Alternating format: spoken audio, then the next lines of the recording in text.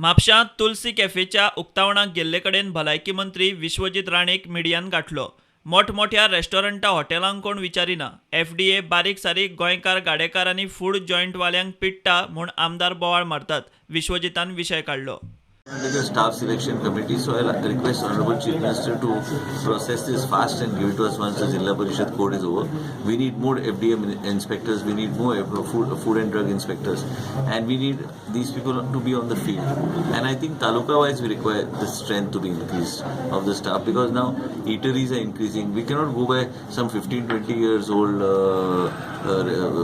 15-20 years old staff strength requisition for us. We need to look at it progressively. There are hotels, there's a tourism area. We need to take several steps. And also I want to bring to your notice is that many times people feel some action is taken, there is some ulterior motive behind some action being taken. It's not so.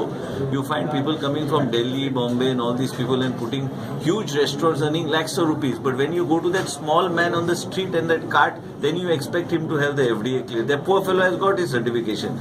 Miramar, you go, they have got their certification.